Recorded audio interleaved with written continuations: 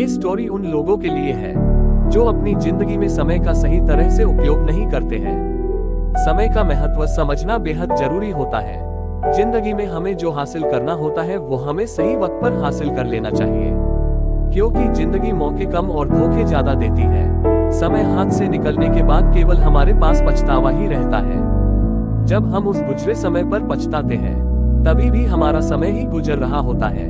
एक दिन स्वामी विवेकानंद नदी के किनारे बोट का इंतजार कर रहे थे।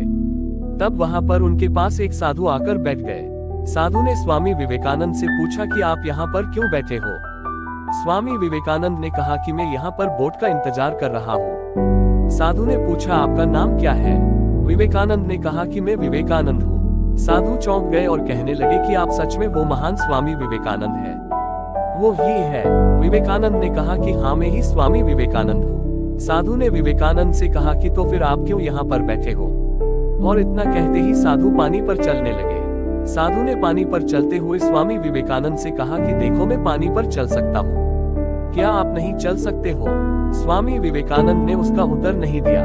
कुछ देर बाद बोट आ गई और स्वामी विवेकानंद ने उस साधु से कहा कि आप भी चलिए मेरे साथ उस पार बोट में। साधु बिना कुछ सोचे तुरंत विवेकानंद के साथ बोट में बैठ गए।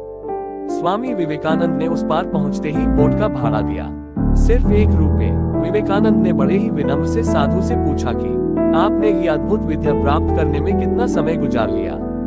साधु ने कहा कि मैंने ये विद्या प्राप्त करने में 15 साल व्यतीत किए, तब जाके मुझे ये विद्या प्राप्त हुई है। स्वामी विवेकानंद ने साधु से कहा कि आपने जो विद्या प्राप्त की है उस विद्या के लिए केवल 50 पैसे देकर आप इस पार से उस पार जा सकते हो।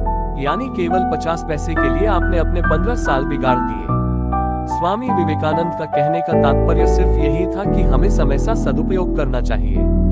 हमें इस तरह बेकार के कामों में अपना समय नहीं बिगाड़ना चाहिए। किसी ने क्या खूब कहा है, वक्त कहता है मैं फिर ना आऊंगा, क्या पता मैं तुझे हंसाऊंगा या फिर रुलाऊंगा। जीना है तो इस पल जी ले, क्योंकि मैं इस पल को अगले पल तक न रोक पाऊंगा। अगर आपको हमारी स्टोरी अच्छी लगी हो तो अपने फ्रेंड्स के साथ भी शेयर कीजिए और कमेंट में बताएं कि कैसी लगी आपको ये स्टोरी। अगर आप चैनल में नए हैं तो चैनल को सब्सक्राइब कर लीजिए ताकि इस तरह की स्टोरी वीडियो हम आपके लिए ला सके और आप उनका आनंद ले सके। धन्यवाद।